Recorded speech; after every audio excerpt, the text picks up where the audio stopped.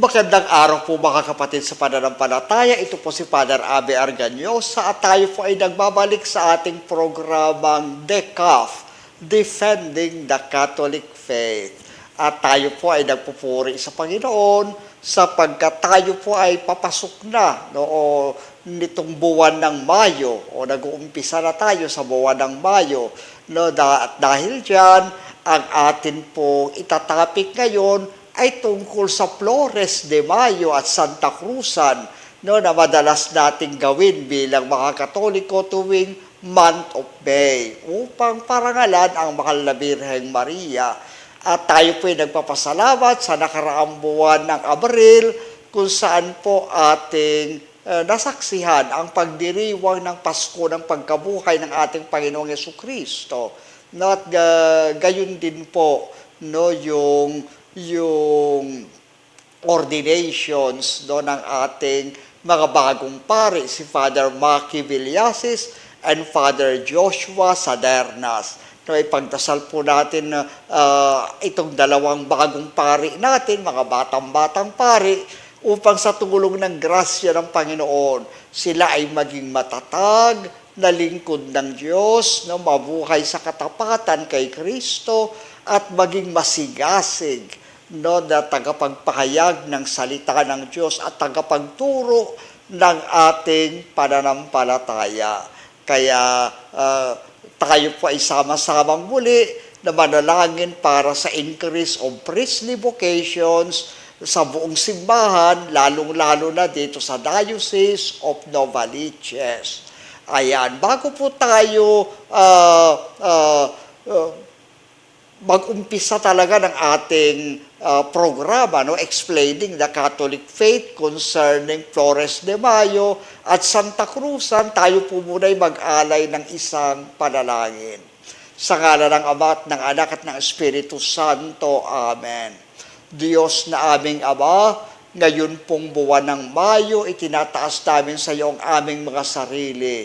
Hinihiling po namin sa iyo na tulungan mo kaming mabuhay sa kabanalan at pag-ibig tulad ng halimbawa ng mahal na Birheng Maria na nag-alay sa iyo ng kanyang buhay, buong puso, lakas at kaluluwa.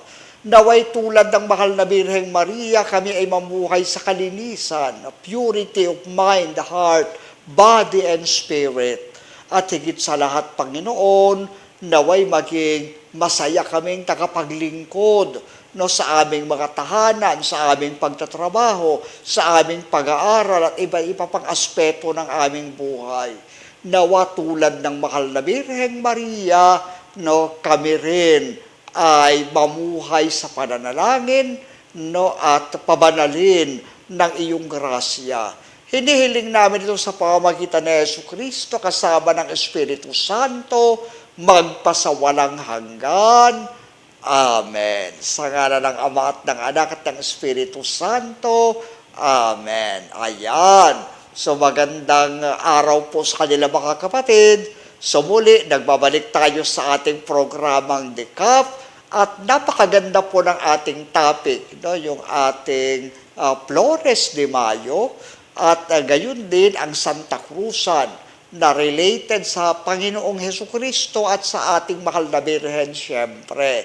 Kaya po napakahalaga na kayo po ay makinig, manood dito sa ating programa para mas lalo niyong maunawaan ang biblical foundation of our Catholic faith, devotions, and spirituality. At gayon nga tungkol sa Flores de Mayo, at gayon din sa Santa Cruzan na very dear sa puso dating mga Pilipino. Ayan. At kagaya po ng dati, meron po kaming inihanda na PowerPoint presentations. Gawa ni Miss Misty.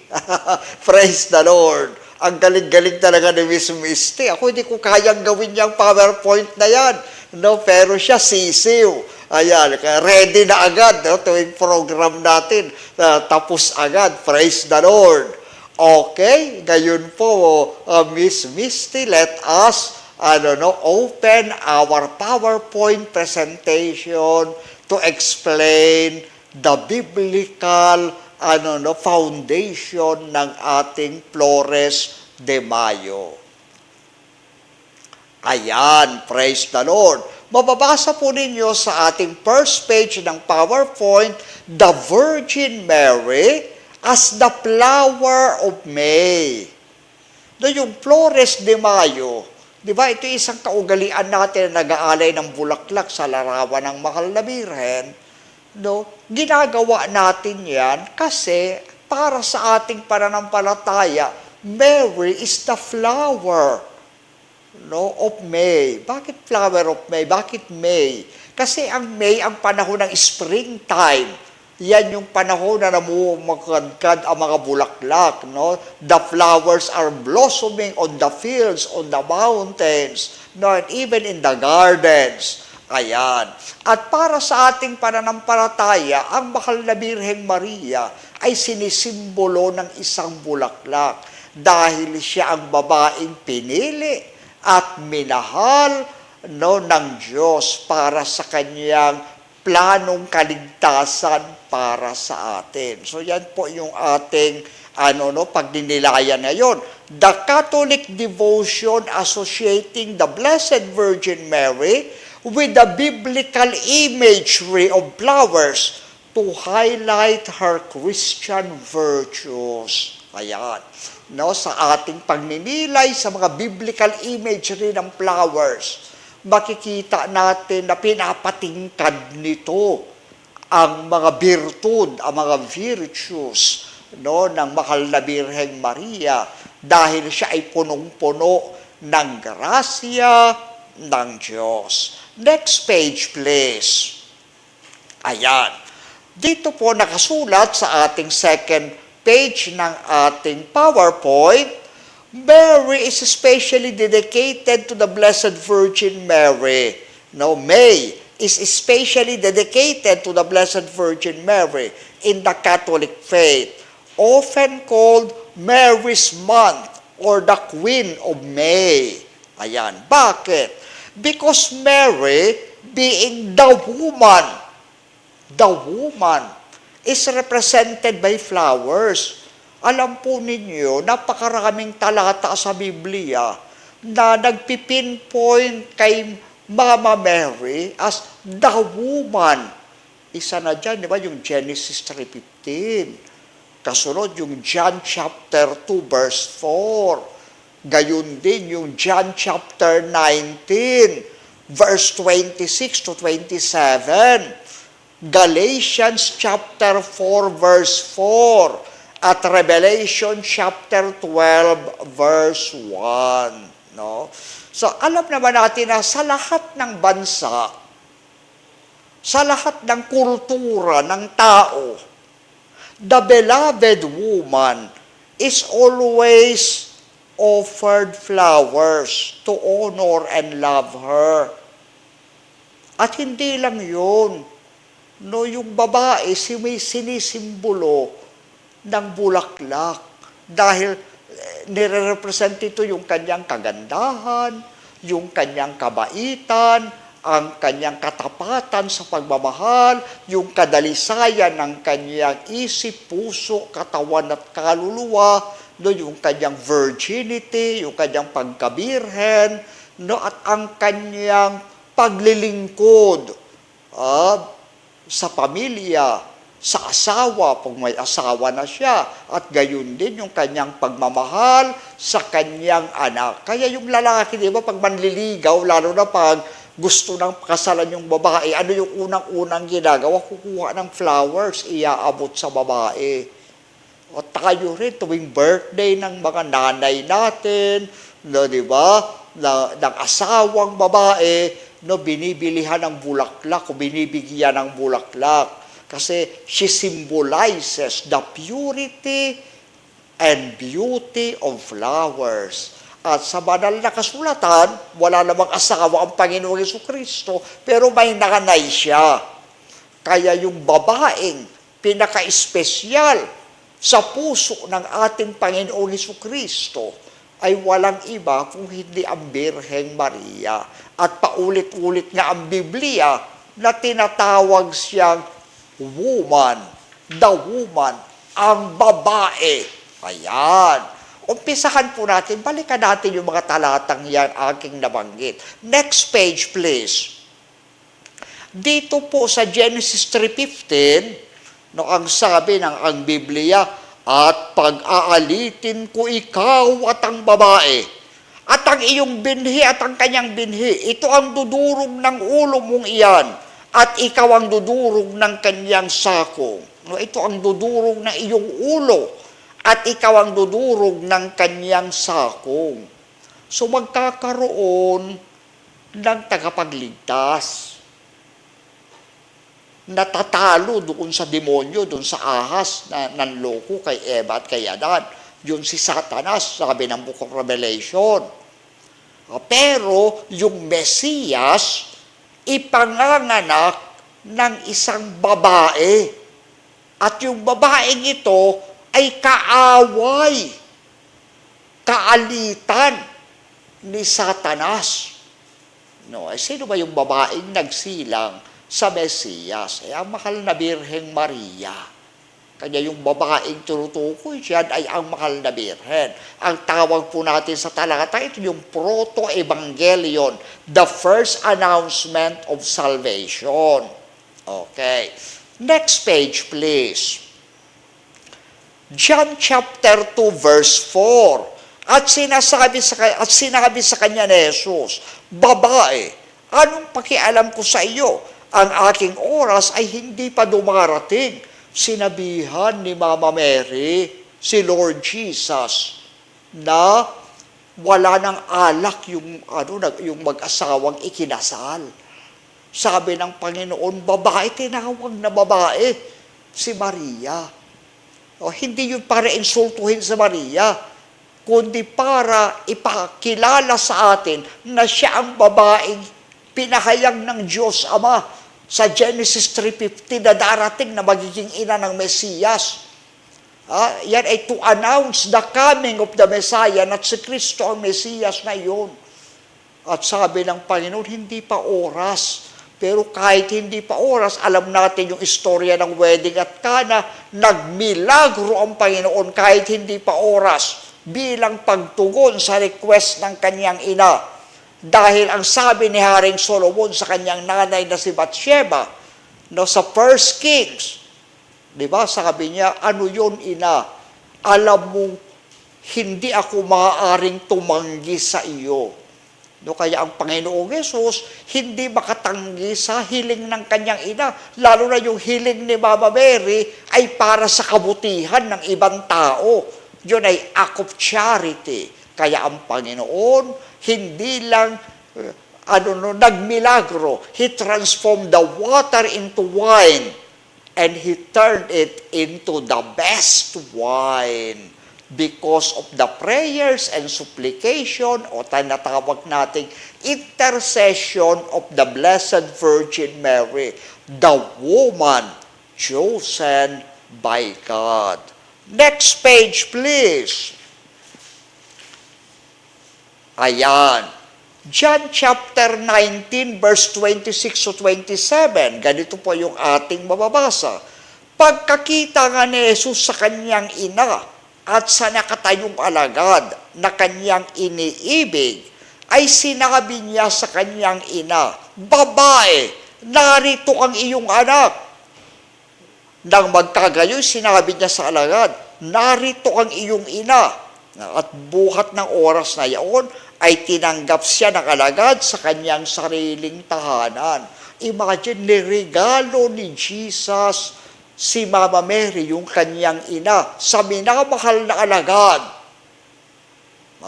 bilang ina. So, Saint John represents all disciples, all apostles of Jesus, at tayong lahat minamahal na alagad ni Jesus. At kung tayo'y minamahal na alagad ni Jesus, sa atin niregalo ni Jesus ang kanyang nanay. Yung tinatawag nating deep relationship with the Lord. Kung talagang malalim ang ating relationship with the Lord, best friend natin si Lord o kapatid natin si Lord Jesus, dapat yung nanay niya, nanay din natin. Kasi we become one family, no, with Jesus. Di ba? Yung best friend mo, parang anak din ang turing sa kanya ng mga magulang mo. No, yung magulang mo, parang nanay o tatay din ang turing sa kanila, no, ng ating best friends. Diba? Lalo na kung yung tao yun, hindi lang natin best friend, parang kapatid na rin ang turing natin. We become one family. Kaya ang nanay ni Jesus, nanay natin. Diba? Because ganun katindi ang relationship natin with the Lord. Kaya yung mga tao nagsabing malalim daw yung relationship nila kay Jesus, kaya ayaw nila kay Mama Mary, kay Jesus lang, ayun po'y mababaw na relationship. No, yan ay hypocritical o anong uri ng relationship na iyan. No, pakitang tao lang. Kasi ang tunay na nagmamahal sa isang tao, naging best friend mo talaga, malalim ang relationship nyo, buong pamilya niya, magiging family mo rin. Diba? Tuwing family reunion, kasama ka. No? Madalas ka rin sa bahay nila. At ang tawag sa iyo ng nanay at tatay niya, anak din. Diba? Kaya ganyan. Diba? Kasi ang ating faith ay hindi lang exclusive.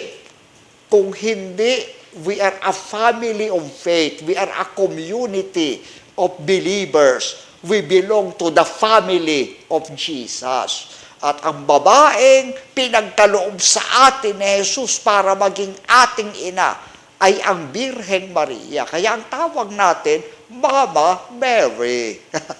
Very clear. Di ba?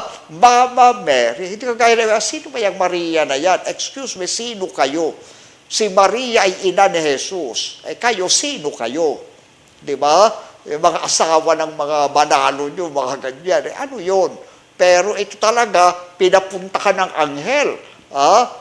Yan ay pinarangalan ng Diyos, pinili bilang maging ina ng Mesiyas, na hari ng mga hari at Panginoon ng mga Panginoon. Kaya yan siya yung greatest woman in the history of the world and of the universe. Yan ang tunay na Miss Universe, ang Birheng Maria. Kaya nga, reyna ng langit at lupa. Galatians chapter 4 verse 4. Mula sa Old Testament, patungo naman tayo kay St. John, ngayon naman kay St. Paul. Sabi ni St. Paul sa Galatians chapter 4 verse 4, datapwat nang dumating ang kapanahunan, ay sinugo ng Diyos ang kanyang anak na ipinanganak ng isang babae, na ipinanganak sa ilalim ng kautusan. Kita? Nung dumating daw yung takdang panahon, yung kapanahunan, when the fullness of time had come, God sent forth His Son, born of a woman. At ang babaeng iyan, isang babae lang naman na nagsilang sa ating Panginoong Jesucristo. Wala nang iba. Diba? Kaya ang babaeng iyan ay walang iba kung hindi ang Birheng Maria. Kaya once again, paulit-ulit, na yung ina ng Mesiyas ay tinatawag na babae. Next page, please. Okay, Revelation chapter 12 verse 1. At ang isang dakilang tanda ay nakita sa langit. Isang babae na nararamta ng araw, nagniningning, nararamta ng araw, at ang buwan ay nasa ilalim ng kanyang mga paa, nakatungtong sa buwan.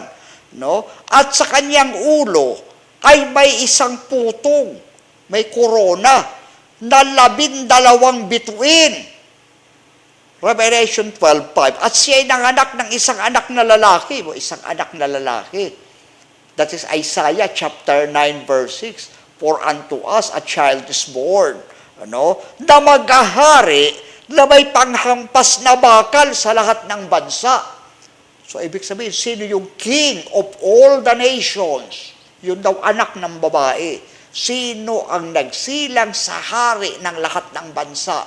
Ang Birheng Maria at ang haring iyon ay walang iba kung hindi ang ating Panginoong Hesu Kristo.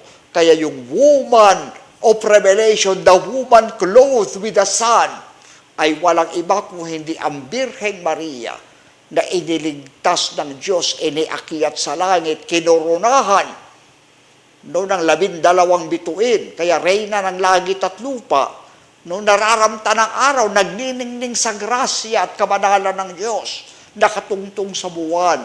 Ibig sabihin, signifying her dependence on the Son, her dependence on the Lord Jesus as our God and Lord. Ayan. At pagkatapos, ay yung babaeng iyan, pinrotektahan ng Diyos laban sa dragon, laban kay Satanas. Hindi matalo-talo ng dragon ng babae sapagkat protected by the grace of God. So muli po paulit-ulit yung Biblia from the beginning of the Bible, Genesis 3:15, first book, hanggang sa last book of the Bible, the book of Revelation, Revelation chapter 12, pinakikita po sa atin mga kapatid na ang Birheng Maria ay tinatawag na babae. At para sa ating mga Katoliko, yung pagiging babae ng mahal na Birheng Maria, yan ay manifestation that she is like a flower, special to God. She is like a flower chosen by God for a special purpose. Siya ay isang flower na pinili ng Diyos para maging kasangkapan niya, para ipagkaloob sa atin ang kaligtasan na idudulot ng ating Panginoong Hesu Kristo. Kaya pinaparangalan natin ang mahal na Birheng Maria as a woman, and at the same time, we honor her as a mother. And so therefore, we offer flowers for her because the mother, the beloved woman is the flower of our life. As Mary was the flower, in biblical imagery, na pinagkaloob sa atin ng salita ng Diyos. Okay? Magkakaroon po muna tayo ng 5 minutes break at magpapatuloy po tayo sa ating programa.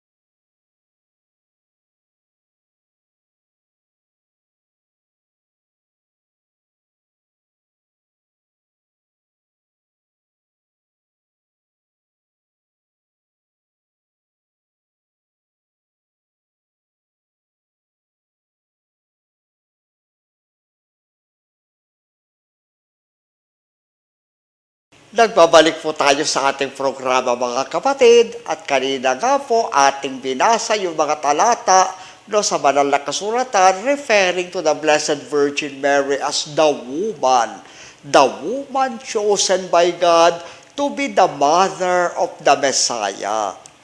Kaya dahil dyan, the Catholic Church no, associates with Mary the imagery of flowers kasi siya yung beloved of God, the beloved woman of God, not only of the Lord Jesus, she was chosen and blessed by God the Father and the Holy Spirit. At marami pong mga talata sa Biblia na ating mababasa na nag-uugnay sa mahal na Birheng Maria. Okay, kaya nga ang tawag natin sa mahal na Birhen, the mystical rose, Rosa Mystica. No, bakit? Dahil po may mga biblical passages referring to the Blessed Virgin Mary as the Rose of Sharon. Ang mga ganyan. No, nandiyan ang ating PowerPoint. No, tignan po natin, the Rose of Sharon, the honor of our race. Ayan. So sa Song of Solomon, no, chapter 2, verse 1, no, sabi, I am the rose of Sharon, the lily of the valley. No, yan ay referring to the woman beloved by God. At sa Isaiah 11:1, a shoot shall sprout from the stump of Jesse. Isisilang daw, merong sibol, no, na parang bulaklak, no, na sisibol o uusbong mula sa sanga ni Jesse. At syempre, yun ay walang iba kundi ang ating Panginoong Jesucristo. At ang ating Panginoong Jesucristo sumibol mula sa mahal na Birheng Maria. Kaya dahil diyan, it refers also to the Blessed Virgin Mary, no, in a second degree, no, relationship by comparison, no, na ang Mesiyas ay umusbong mula sa lahi ni David sa pamamagitan ng mahal na Birheng Maria, no, at syempre legally speaking through Saint Joseph, no, who adopted as his own son our Lord Jesus Christ. Ayan. Next page please. Okay. Ito pong Song of Solomon, no, chapter 2 verse 1. Yan ay, alam naman natin na yung buong awit ni Solomon, no, the Song of Solomon is about relationship, love story between God and the human soul. Ayan. Kaya yung nagsasalita diyan, no, na kinakatawan ng babae, no, which represents the church also, no, it represents also the beloved woman of God. Na ang sabi, I am a rose of Sharon, a lily of the valleys. No? Bakit? In-associate yan ng simbahan ng Catholic Church kay Birheng Maria. Kasi ayon sa Biblia, ang babaeng pinakamamahal ng Diyos ay walang iba kung hindi ang Birheng Maria. Bababasa po natin sa Luke chapter 1, verse 26 to 28 ang Biblia, no, Protestant Bible yan. Pero nagpapatunay na si Maria ang pinakamamahal ng Diyos. Babasahin ko po. Nang ika-6 na buwan nga'y sinugo ng Diyos ang Anghel Gabriel sa isang bayan ng Galilea, ngalay Nazareth, sa isang dalagang mag-aasawa sa isang lalaki, na ang kanyang ngalay Jose, ang pangalay Jose sa angka ni David, at Maria ang pangalan ng dalaga. At pumasok siya sa kinaroroonan niya at sinabi, magalak ka, ikaw na totoong pinakamamahal, ang Panginoon ay sumasa iyo. Si Birhen Maria daw, ang babaeng pinakamamahal ng Diyos. Kaya siya ang Rose of Sharon, the beloved of God. No, ang babaeng itinangi at pinili ng Diyos. No, yung Papuri ang Panginoon ay sumasa iyo. No, rejoice. Ikaw, the Lord is with you. Blessed art thou amongst women. Yan ay parang nag-aalay ng bulaklak ng papuri. No, sa poetic expression, no, God through angel Gabriel offered flowers of praises to the Blessed Virgin Mary as the beloved woman of God. So napakaganda. At next page please.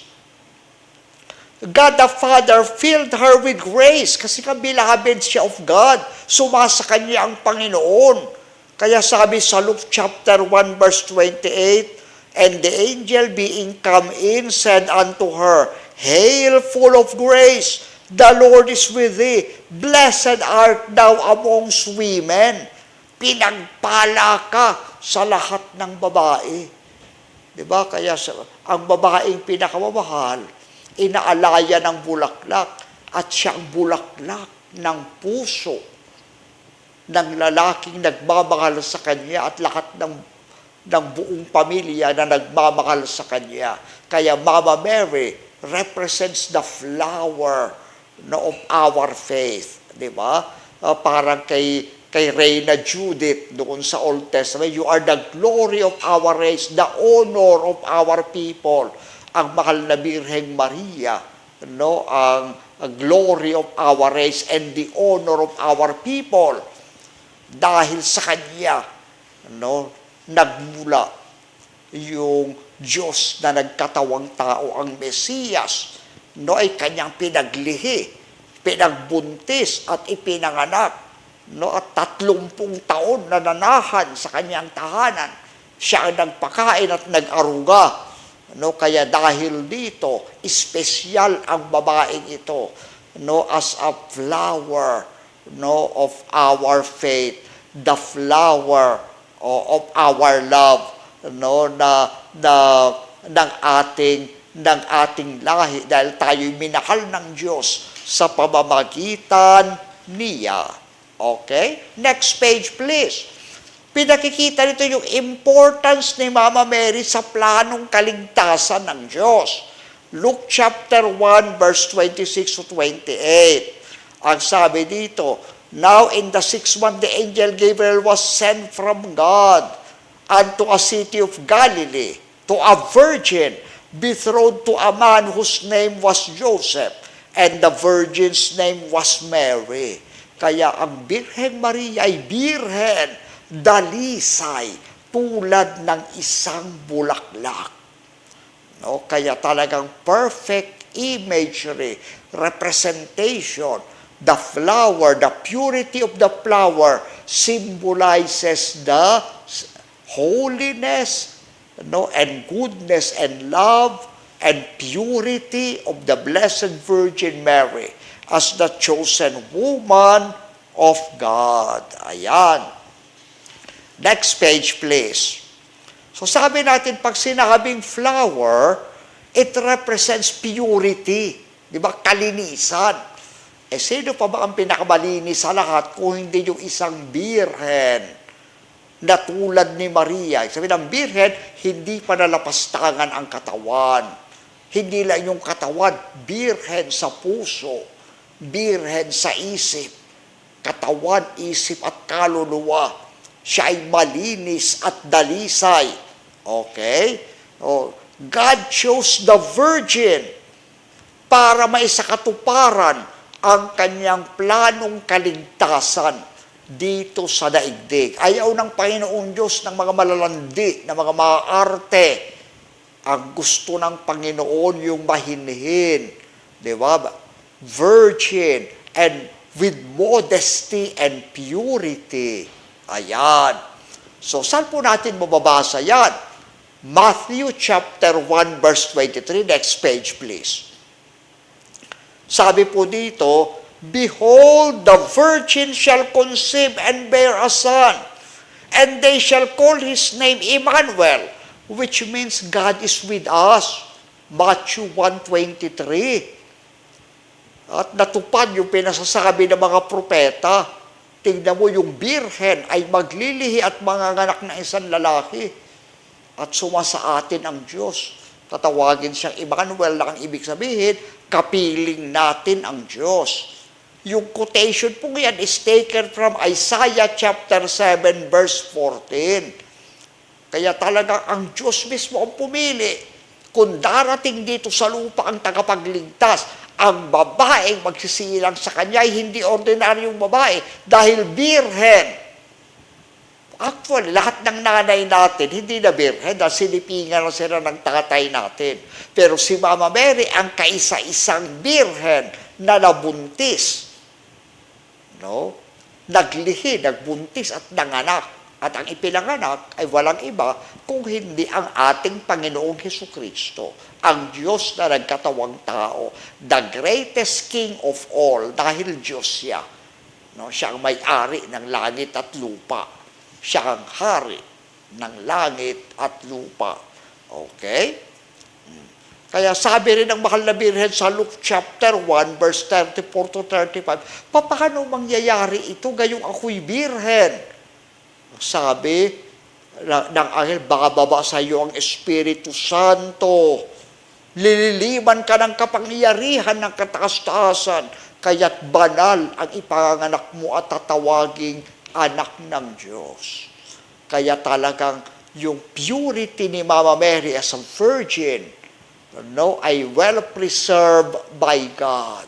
Kahit na pinaglihi niya, pinagbuntis at isinilang ang ating Panginoong Yesukristo.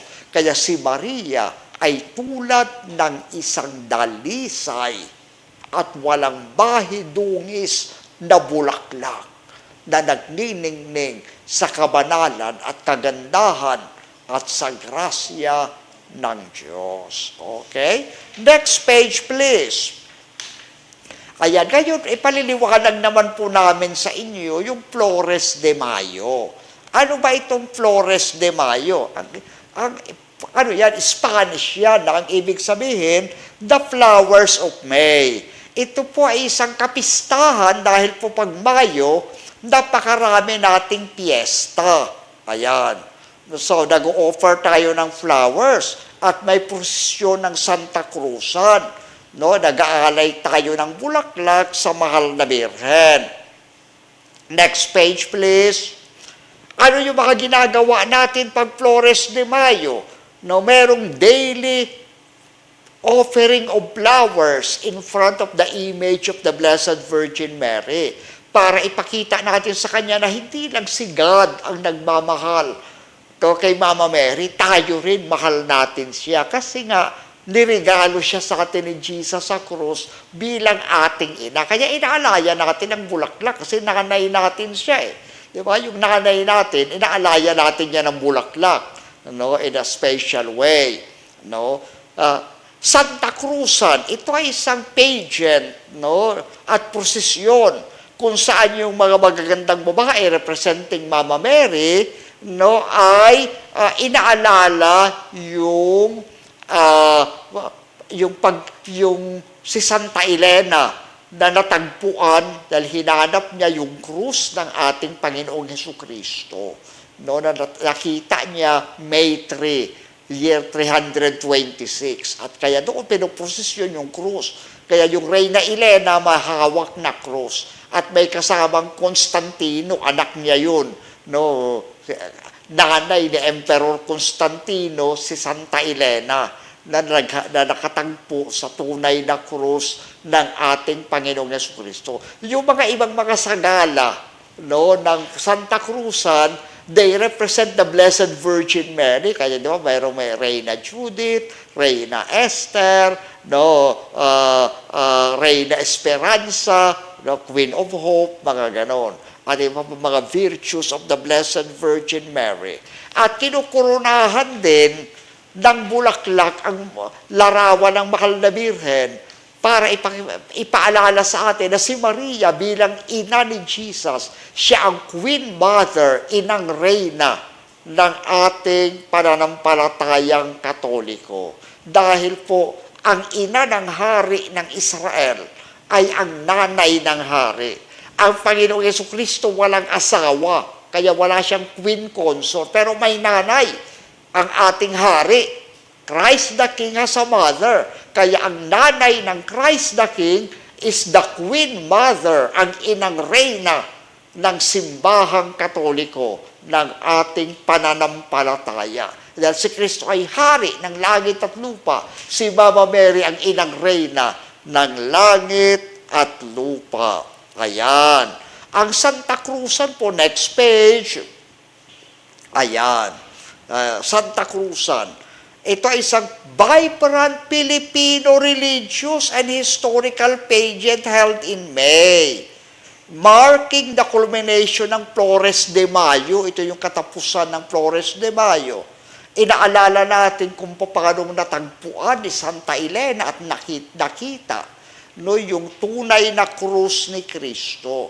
Kaya yung mga babaeng Pilipina, nakadamit ng Pilipiniana, kasi tayong mga Pilipino, minamahal natin si Jesus. We proclaim the cross of Jesus. And we also honor Mama Mary. Yung panghuling-huling babae doon ay ang Reyna Elena. Makikilala siya dahil siya ang merong hawak-hawak na krus. Ayan. So kaya yung Santa Cruzan, yan ay religious devotion to the Blessed Virgin Mary. And it also celebrates our love of the cross of Jesus. Kaya both si Jesus at si Mama Mary ang pinaparangalan. Dahil din si Mama Mary, we also honor our women. Kaya yung mga women, nakadamit na, yung mga sagala, sila ay nakadamit ng Pilipiniana to proclaim the purity at para turuan ang mga kababaihan na tularan ng mahal na Birhen na maging dalisay sa kanilang pamumuhay at kalinisan. At maging women of faith like her. So, kaya nga nandoon ka yung Reyna Elena na may dalang krus representing Santa Elena, tapos Reyna Esperanza, Queen of Hope, tapos Reyna Justicia. Okay. At mga babaeng bata na kumakanta ng Ave Maria. At gayon din, wag po din po natin kalilimutan, we also proclaim every May the Mother's Day. Kasi nga related kay Mama Mary. At ang Mother's Day ngayong taong ito ay May 10. So beautiful. So beautiful. Kaya yan po ay interconnected sa ating pananampalatayang Katoliko. And last page po ng ating PowerPoint, ano yung origin ng Santa Cruzan? Sabi nga natin si Santa Elena, yung mother of Emperor Constantine. Si Emperor Constantine po kasi, hindi dapat siya magiging emperor. Dalawa silang magkalaban, si Maxentius sa pagka-emperador. Naggera. Bago maglabanan, Battle of the Milvian Bridge, nagdasal si Constantine. Dahil katoliko yung nanay niya, katoliko si Santa Elena. Kaya tinuruan siya ng nanay niya magdasal, nagdasal siya at nakakita ng miracle doon sa langit. Merong krus na liwanag at sabi, sa pamamagitan ng tandang ito, ikaw ay magwawagi. Kaya inutusan ni Constantino, lahat ng sundalo niya maglagay ng krus sa mga helmet, sa mga breastplates, at doon sa kanilang mga kalasan, pati sa mga espada, nanalo sila. Kaya Constantine recognizes Jesus. Sabi niya, miracle yun ng Panginoong Jesus. Nanalo ako at naging emperador dahil sa tulong ng Catholic God na walang iba kundi ang Panginoong Jesus. Kaya ang ginawa niya, nilegalize niya ang Catholic Church sa Roman Empire na dati persecuted. At bilang pasasalamat sa Panginoon, dahil naging emperador ang kanyang anak, ang Reyna Emperatriz, no, yung inang Reyna ni Emperor Constantine, si Reyna Elena, nanay niya, nagpunta sa Jerusalem para magpasalamat sa Panginoong Yesus in a pilgrimage. At nung nandoon na siya, sabi niya, nasaan ang krus ng Panginoon? Hanapin yan. No? Hindi kagad makita. May tatlong nakita doon sa kuweba. No? So sabi niya, para malaman natin, yung patay na babae, itinapat doon sa tatlong krus. Sa unang dalawa, hindi nabuhay. Doon sa ikalawa, nabuhay yung may sakit, yung patay. Sabi niya, yan ang krus ng ating Panginoong Hesukristo. No, kaya dahil diyan, prenosisyon yung krus ng ating Panginoong Hesukristo at yung hari, si Emperor Constantine, nagpunta mismo sa Jerusalem nang nakapaa para parangalan ang tunay na krus. Ayan. Natagpuan yung krus, no, May 3, year 326. Pero yung exaltation lang, yung dahil prenosisyon yung krus at nakarating yung emperor, no, ay September 14. Kaya yun ang feast ng exaltation of the cross. Kaya dahil diyan, ang Reyna Elena may hawak na krus, signifying both, no, si Santa Elena na pinahanap yung krus, at yung mga sagala, lahat sila, it proclaims the Blessed Virgin Mary as the woman of faith, faithful to God until the very end, through their loving and pure service of love to God, and to the family. Kaya dahil po dyan, napakaganda ng ating Marian devotion ng Flores de Mayo at gayon din ng Santa Cruzan. Kaya dapat po nating gawin ang mga ito in coordination, in cooperation, with our parish priest sa mga parokya. Hindi po dapat babuyin ang Santa Cruzan na kung ano-ano mga ginagawang mga kalukuhan at kalandian diyan. Hindi po. Dapat yan ay banal. Dapat yan may pananalangin. At ang focus ng celebration is to strengthen us in faith. Ma-focus sa krus ng Panginoon at ma-focus sa virtues of the Blessed Virgin Mary. Kaya dahil po dyan mga kapatid, muli tayo pong lahat, ipagdiwang natin ang buwan ng Mayo, honoring the Lord Jesus, our God and King, and also our Queen Mother, the flower of our faith, the Blessed Virgin Mary. So, ito po si Father Abby Arganyosa, naway pagpalain po sila ng ating poong may kapal.